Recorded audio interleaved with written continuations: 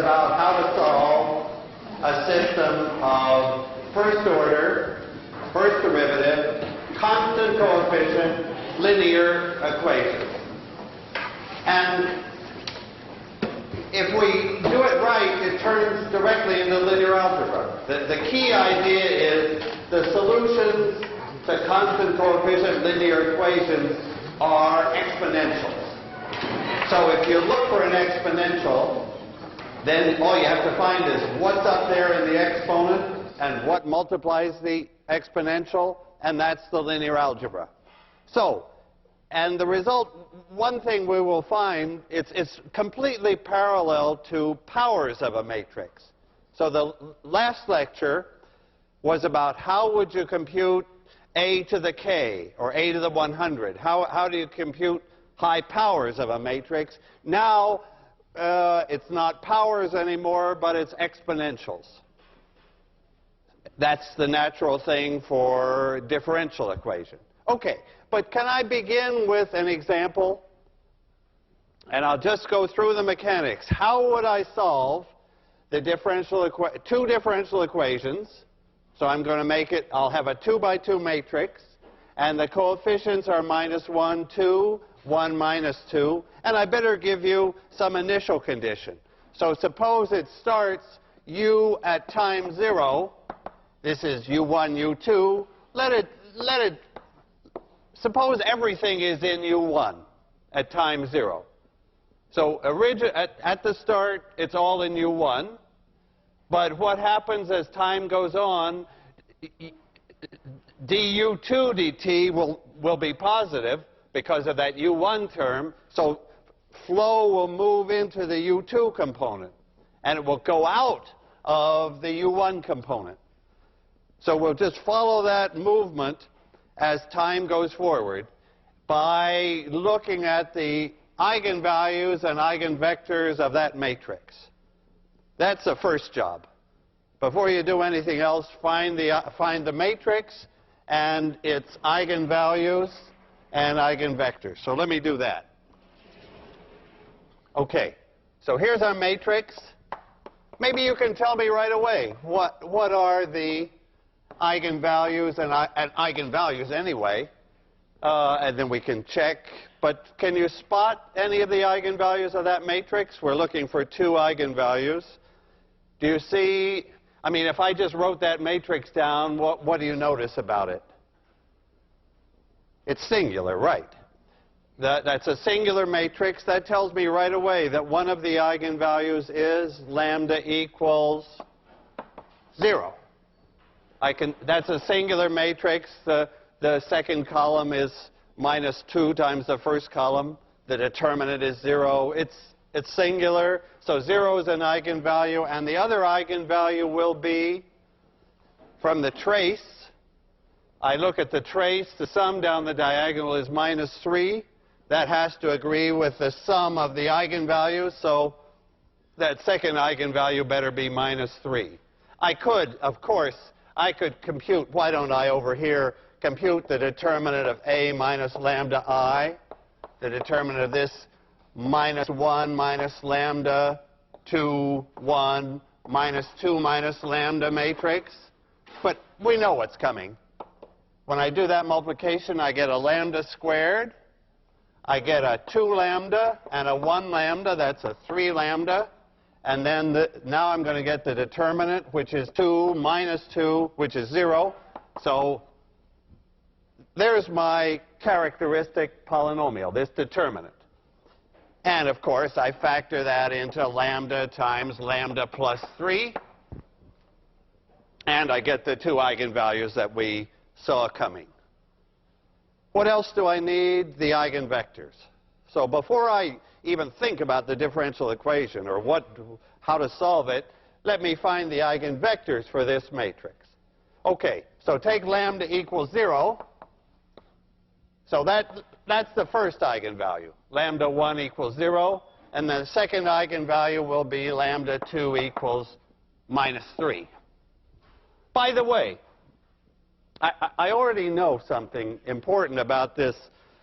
The eigenvalues are telling me something. You'll see how it comes out, but let me point to, these numbers are, this eigenvalue, a negative eigenvalue, is going to disappear. There's going to be an e to the minus 3t in the answer.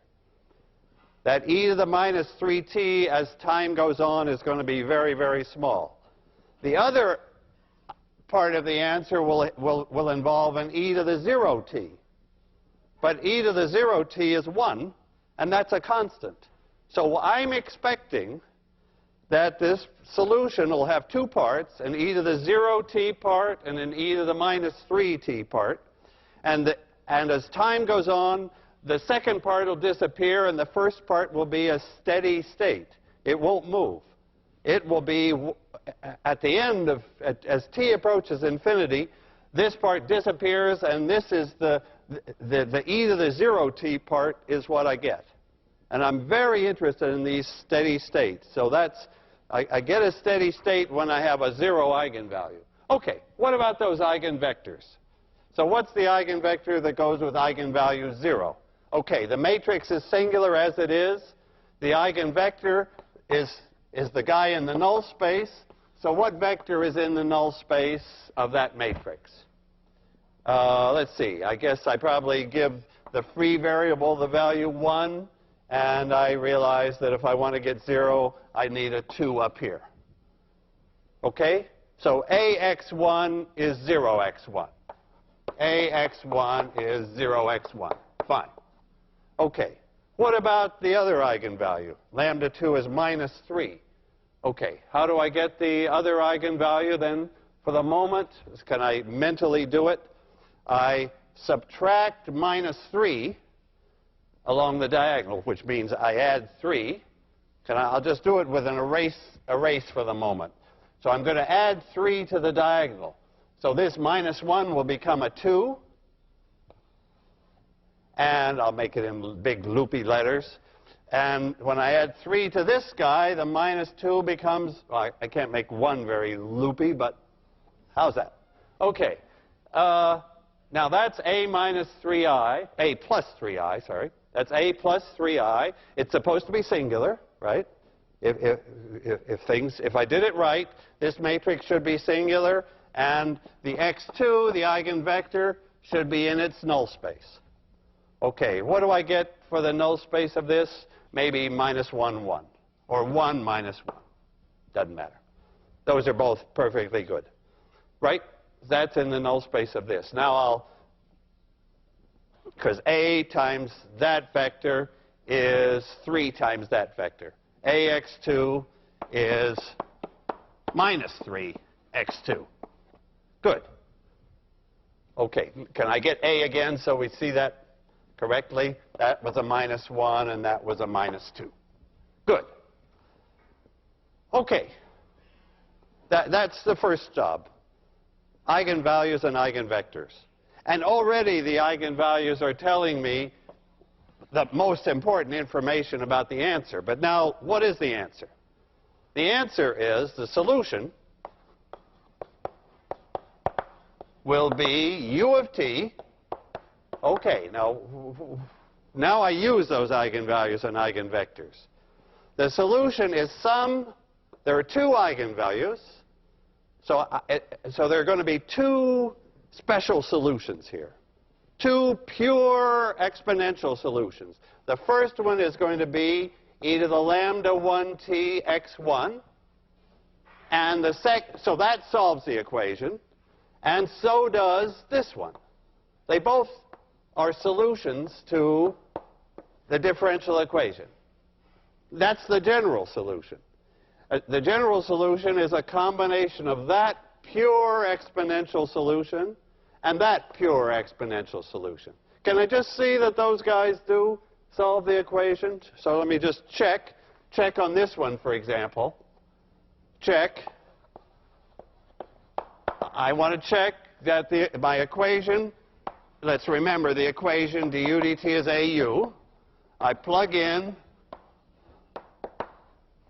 e to the lambda 1 t x1, and let's just see that the equation's okay. I believe this is a solution to that equation. So just plug it in. On the left-hand side, I take the time derivative.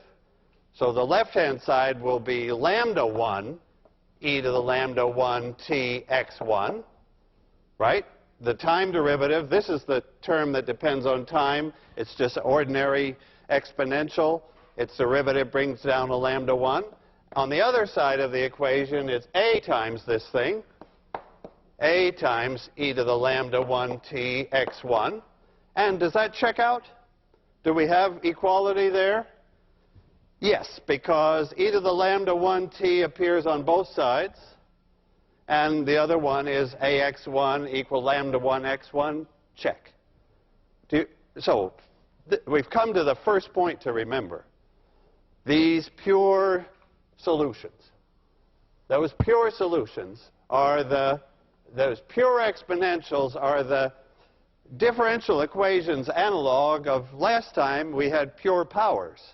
Last time, so last time the analog was lambda 1 to the kth power x1, some amount of that, plus some amount of lambda 2 to the kth power x2. That was our formula from last time. I put it up just so your eye compares those two formulas. Powers of lambda in the difference equation. This was for the equation uk plus 1 equals a uk. That was for the finite stepping by 1. And we got powers. Now this is the one we're interested in, the exponentials. So that's the solution. What are C1 and C2? Then we're through. What are C1 and C2? Well, of course, we know these actual things. Let me come back to this. C1 is, we haven't figured out yet, but e to the lambda 1 t, the lambda 1 is 0. So that's just a 1 times x1, which is 2, 1. So it's C1 times this 1 that's not moving, times the vector, the eigenvector 2, 1, and C2 times, what's e to the lambda 2t? Lambda 2 is minus 3. So this is the term that has the minus 3t, and its eigenvector is this 1 minus 1. So this vector solves the equation, and any multiple of it. This vector solves the equation if it's got that factor e to the minus 3t. We've got the answer except for C1 and C2. So everything I've done is immediate as soon as you know the eigenvalues and eigenvectors. So how do we get C1 and C2? That has to come from the initial condition. So now I use u of 0 is given as 1, 0. So this is the initial condition that will find C1 and C2. So let me do that on the board underneath. At t equals 0, then, I get C1 times this guy plus C2, and now I'm at time 0. So that's a 1, and this is a 1 minus 1. And that's supposed to agree with u of 0, 1, 0.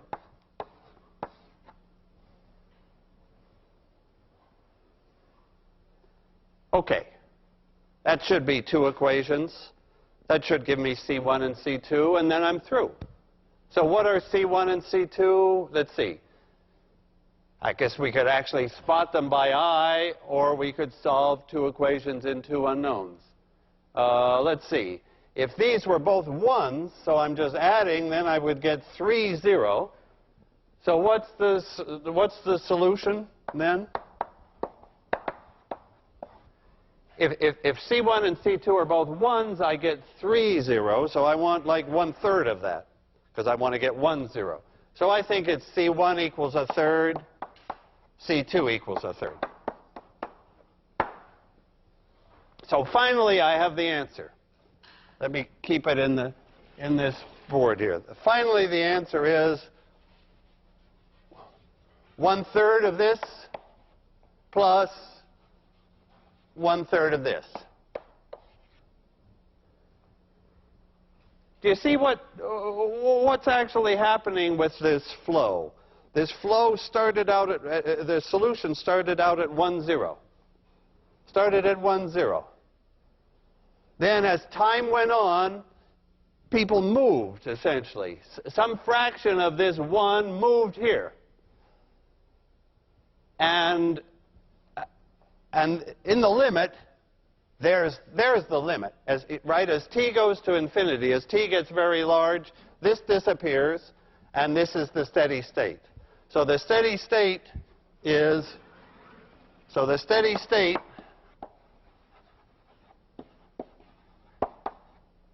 we could call it u at infinity, is 1/3 of 2 and 1. It's 2/3, 1/3. So that's we really, I mean, you're getting like total insight into the behavior of the solution, what the differential equation does. Of course, we wouldn't always have a steady state. Sometimes we would approach 0. Sometimes we would blow up. Can we straighten out those cases? The eigenvalues should tell us. So when do we get, so let me ask first, when do we get stability? That's u of t going to 0. When would the solution go to 0 no matter what the initial condition is? Negative eigenvalues, right. Negative eigenvalues. But now I have to ask you for one more step. Suppose the eigenvalues are complex numbers, because we know they could be. Then we want stability. We need all these e to the lambda t's all going to 0. And somehow that asks us to have lambda negative. But suppose lambda is a complex number, then what's the test? What if lambda is a complex number like, suppose lambda is negative plus an imaginary part. Say lambda is -3 plus 6i. What happens then? Can we just like do a case here? If this lambda is -3 plus 6i t, how big is that number? Does this imaginary part play a role here or not? Well, how big is? What's the absolute value of that quantity? It's just e to the -3t, right? Because this other part, the magnitude, this e to the 6it, that has absolute value 1. Right? That's just this cosine of 6t plus I sine of 6t. And the absolute value squared will be cos squared plus sine squared will be 1. This complex number is running around the unit circle. It's the real part that matters. This is what I'm trying to do. Real part of lambda has to be negative. If lambda is a complex number, it's the real part, the -3, that either makes us go to 0 or doesn't, or blows up. The imaginary part will just like oscillate between the two components. Okay, so that's stability.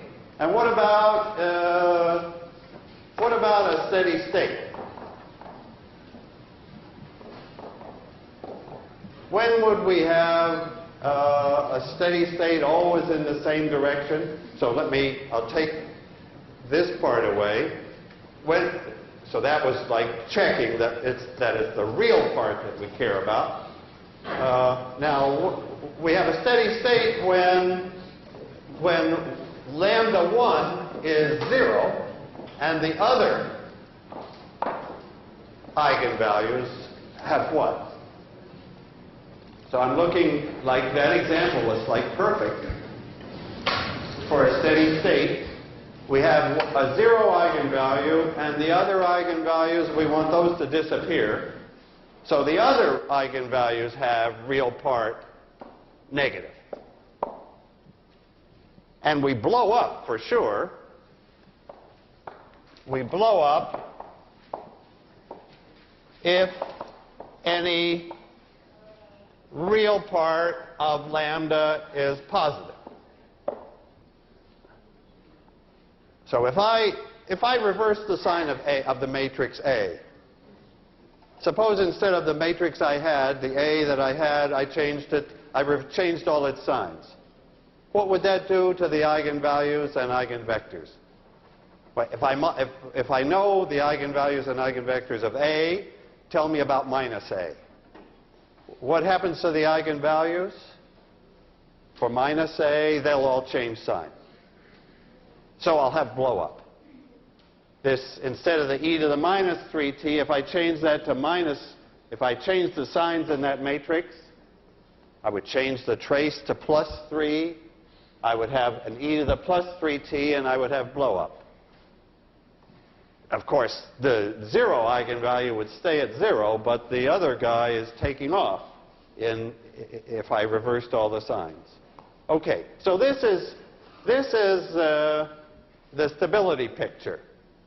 And for a 2 by 2 matrix, we can actually pin down even more closely what that means. Can I do that? Let me do that. I want to, for a 2 by 2 matrix, I can tell whether the real part of the eigenvalues is negative. Well, let me tell you what I have in mind for that. So 2 by 2 stability. This is just a little comment. 2 by 2 stability. So my matrix now is just A, B, C, D. And I'm looking for the real parts of both eigenvalues to be negative. Okay. How can I tell from looking at the matrix, without computing its eigenvalues, whether the two eigenvalues are negative, or at least their real parts are negative? What would that tell me about the trace? So the trace, that's this A plus D. What can you tell me about the trace? In the case of a 2 by 2 stable matrix, that means the eigenvalues are negative, or at least the real parts of those eigenvalues are negative.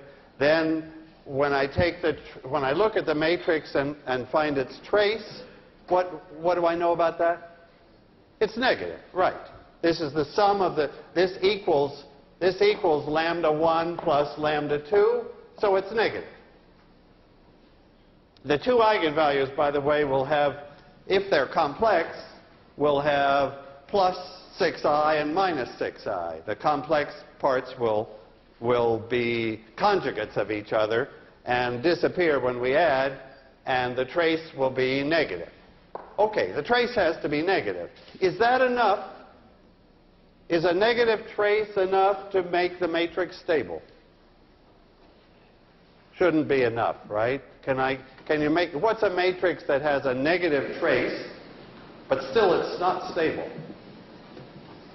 So it has a it still has a blow-up factor and a decay one. So what would be so just to see, maybe I just put that here. Now I'm looking for an example where the trace could be negative, but still blow up.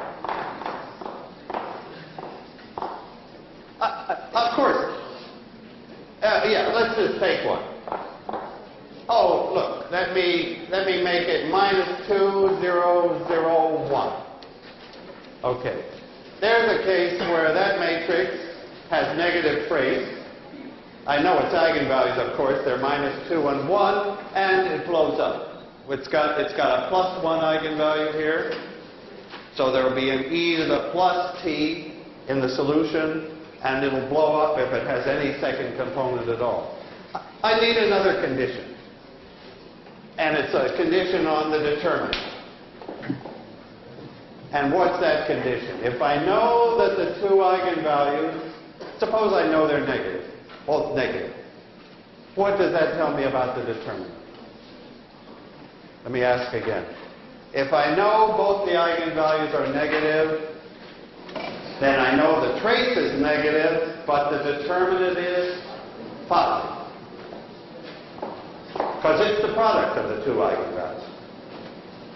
So this determinant is lambda 1 times lambda 2. This is lambda 1 times lambda 2. And if they're both negative, the product is positive. So positive determinant, negative trace. I can easily track down this condition also for if there's an imaginary part hanging around. Okay, so that's like a small but quite useful, because 2 by 2 is always important, comment on stability. Okay, so let's just look at the picture again. Okay, the main part of my lecture, the one thing you want to be able to just do automatically is this step of solving the system. Find the eigenvalues, find the eigenvectors, find the coefficients. And notice, what's the matrix in this linear system here? I can't help, if I have equations like that, that's my equations column at a time. What's the matrix form of that equation? So this system of equations is some matrix multiplying C1, C2 to give U of 0, 1, 0. What's the matrix? Well, it's obviously 2, 1, 1 minus 1, but we have a name, or at least a letter, actually a name for that matrix. What matrix are we dealing with here in this step of finding the C's? Its letter is S. It's the eigenvector matrix. Of course, these are the eigenvectors. They're in the columns of our matrix. So this is SC equals U of 0. Is that step where you find the actual coefficients. You find out how much of each pure exponential is in the solution. By getting it right at the start, then it stays right forever. You're seeing this picture that each pure exponential goes on its own way once you start it from U of 0. So you start it by figuring out how much each one is present in U of 0, and then off they go. Okay, so that's a system of two equations in two unknowns, coupled. The matrix sort of couples U1 and U2, and the eigenvalues and eigenvectors uncouple it, diagonalize it. Actually, okay, now can I think in terms of S and lambda? So I want to write the solution down again in terms of S and lambda. Okay, I'll do that on this far board. Okay. So I'm coming back to our equation du dt equals AU.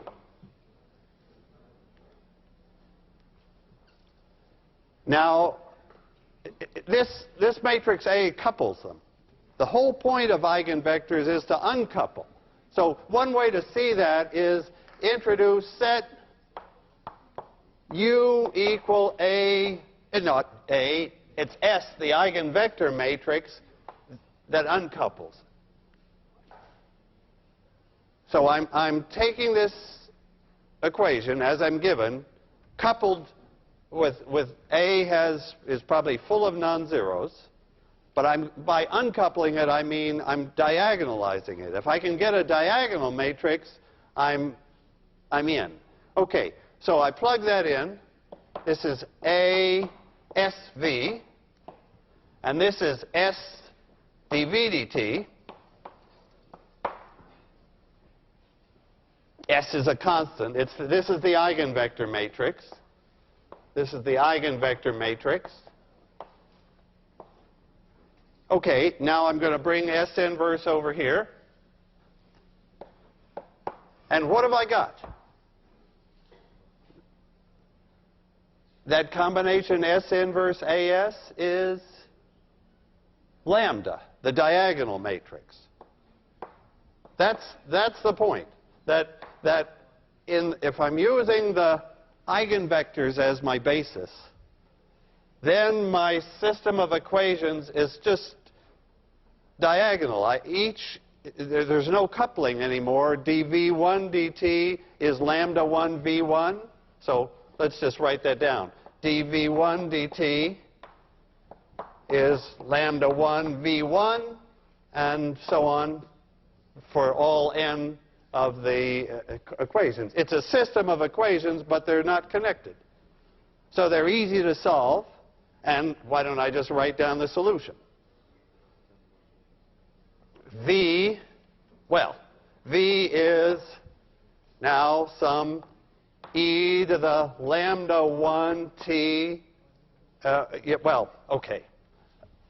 I guess my idea here now is to use the natural notation. V of t is e to the lambda t v of 0. And u of t will be s e to the lambda t s inverse u of 0.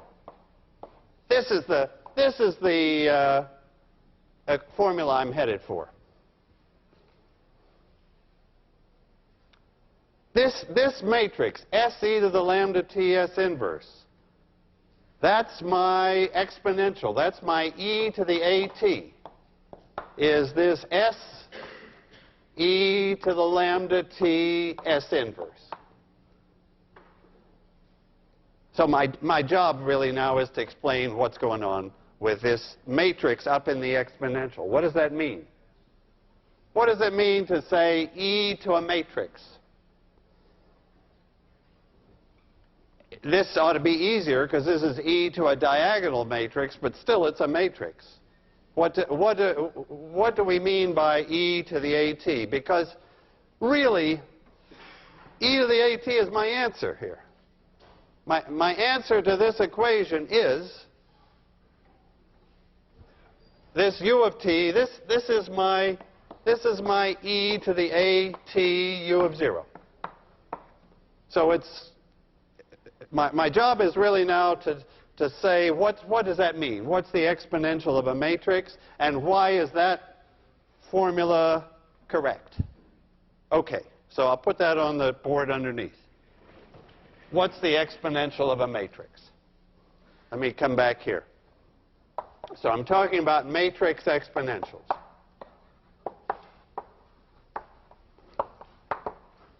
E to the at. Okay. How are we going to define the exponential of something? The trick, the idea is, the thing to go back to is exponential. There's a power series for exponentials. That's how the good way to define e to the x is the power series 1 plus x plus 1/2 x squared, 1/6 x cubed. And we'll do it now when we have a matrix. So the 1 becomes the identity. The x is at. The x squared is at squared. And I divide by 2. The cube, the x cube, is at cubed over 6. And what's the general term in here? At to the nth power divided by, and it goes on. But what do I divide by? So you see the pattern. Here I divided by 1. Here I divided by 1, by 2, by 6. Those are the factorials. It's n factorial.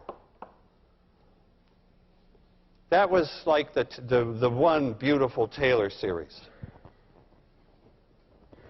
The one beautiful Taylor series, well, there are two beautiful Taylor series in this world. The Taylor series for e to the x is the sum with x to the nth over n factorial. And all I'm doing is doing the same thing for matrices. The other beautiful Taylor series is just the sum of x to the nth, not divided by n factorial. Do you know what function that one is? So if I take, this is the series, all these sums are going from 0 to infinity. What function have I got? This is like a side comment. This is 1 plus x squared plus x cubed plus x to the fourth not divided by anything. What's that function? 1 plus x squared plus x cubed plus x fourth forever is 1 over 1 minus x. It's the geometric series, the nicest power series of all. So, actually, of course, there would be a similar thing here.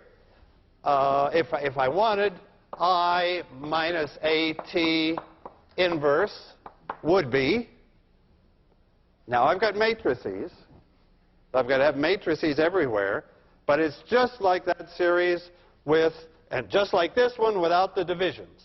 It's I plus AT plus AT squared plus AT cubed and forever.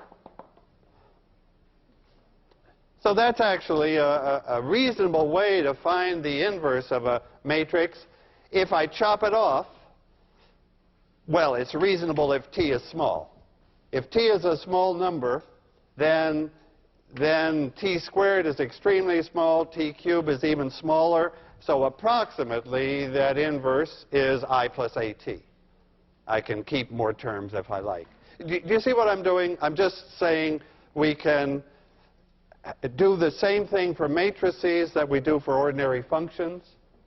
And the good thing about the exponential series, so in a way, this series is better than this one. Why?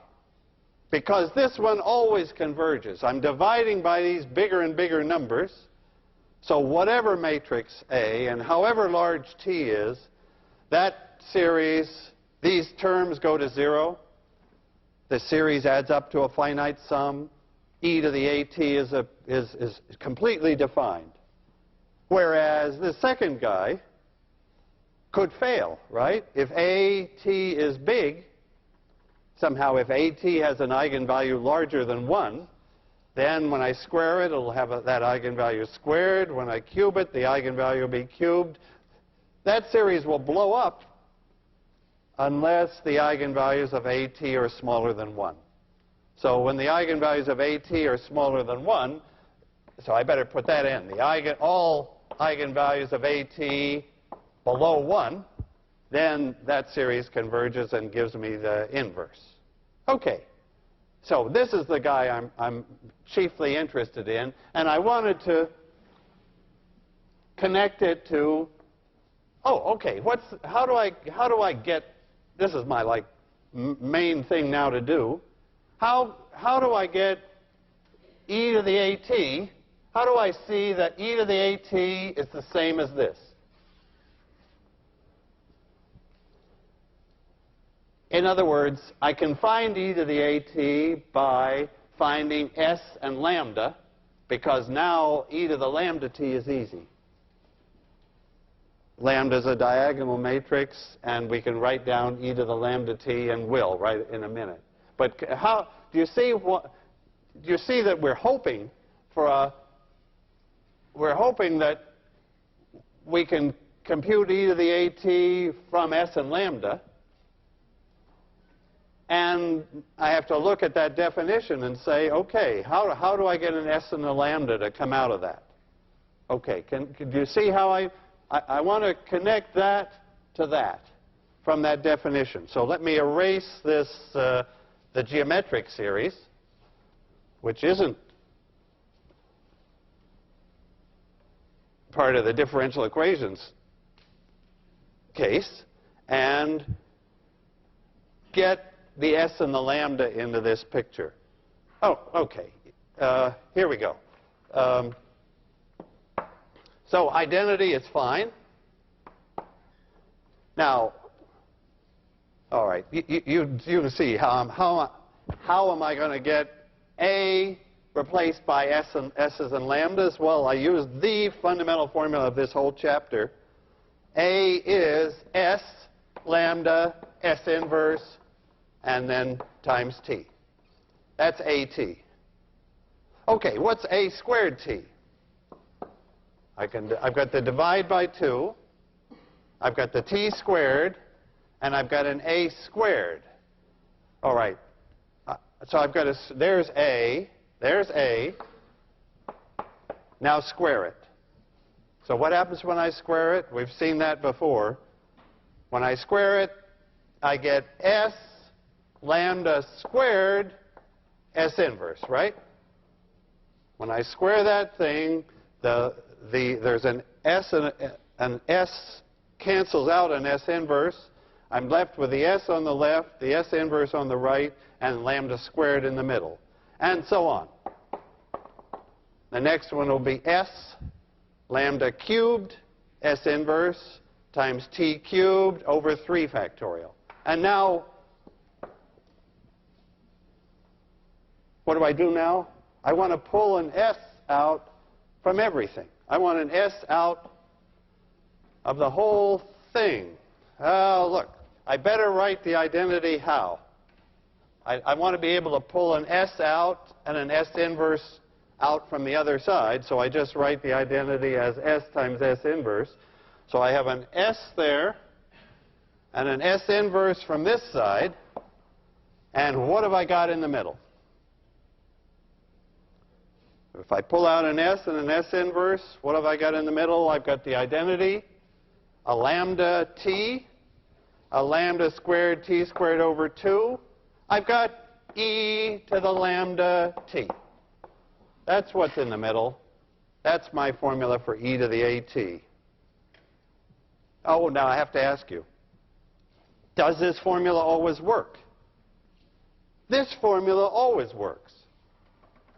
Well, except it's an infinite series.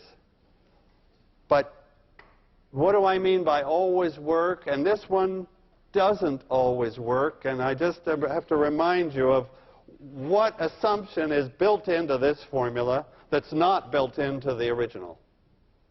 The assumption that A can be diagonalized. You'll remember that there are some some subset of matrices that don't have n independent eigenvectors. So we don't have an S inverse for those matrices, and the whole diagonalization breaks down. We could still make it triangular. I'll tell you about that. But diagonal we can't do for those particular degenerate matrices that don't have enough independent eigenvectors. But otherwise, this is golden. Okay, so that's the formula. That's the matrix exponential. Now, it just remains for me to say, what is e to the lambda t? Can I just do that? Let me just put that in the corner here. What is the exponential of a diagonal matrix? Remember, lambda is diagonal, lambda 1 down to lambda n. What's the exponential of that diagonal matrix? Because our whole point is that this ought to be simple. Our whole point is that to take the exponential of a diagonal matrix ought to be completely decoupled. It ought to be diagonal, in other words, and it is. It's just e to the lambda 1t, e to the lambda 2t, e to the lambda nt, all zeros. So if we have a diagonal matrix, and I plug it into this exponential formula, everything's diagonal, and the diagonal terms are just the ordinary scalar exponentials e to the lambda 1t. Okay, so that's in a sense, I'm doing here on this board with like formulas what I did in the first half of the lecture with specific matrix A and specific eigenvalues and eigenvectors. So let me show you the formulas again. But I guess what should you know from this lecture? You should know what this matrix exponential is, and when does it go to 0? Tell me again now the answer to that. When does e to the at approach get smaller and smaller as t increases? Well, the s and the s inverse aren't moving. It's this one that has to get smaller and smaller, and that one has this simple diagonal form. And it goes to 0 provided every one of these lambdas, I need to have each one of these guys go to 0. So I need every real part of every eigenvalue negative. Right? If the real part is negative, that takes the exponential, that forces the exponential goes to 0. Okay. So that's really the difference. If I can just draw here's a picture of this is the complex plane. Here's the real axis, and here's the imaginary axis.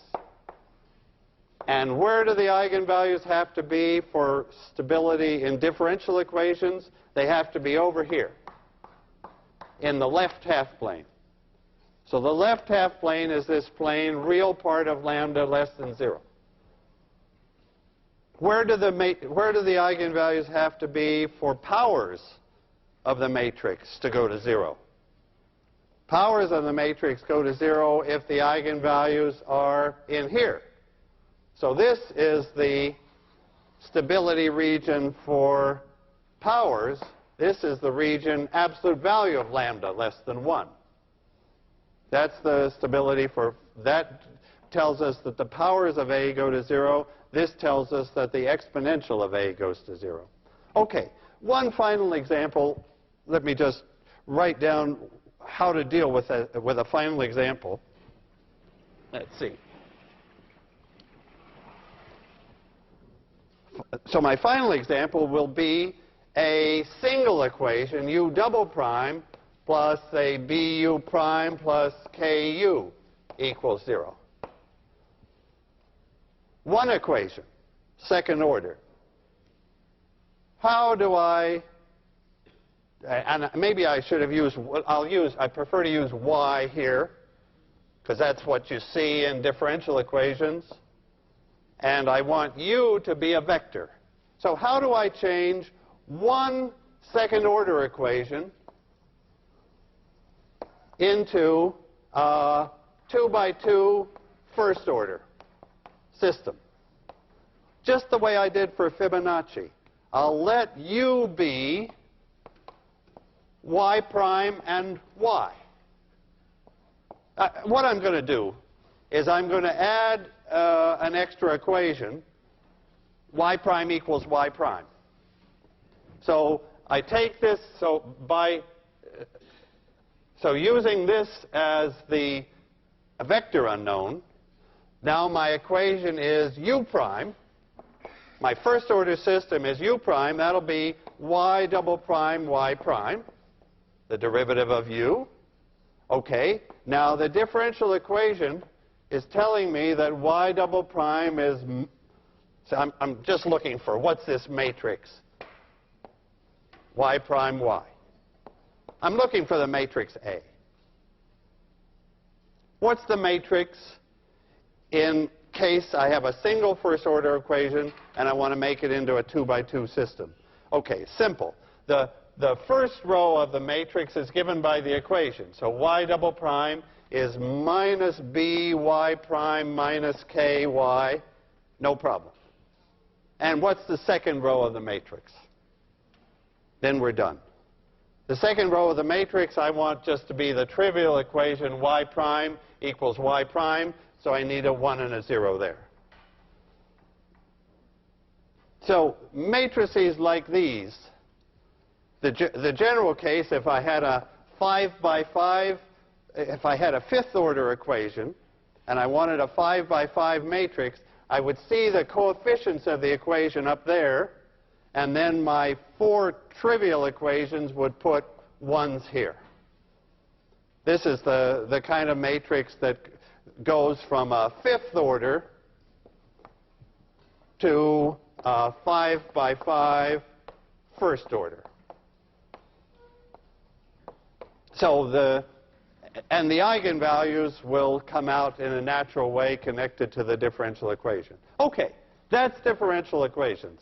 A parallel lecture compared to powers of a matrix. We can now do exponentials. Thanks.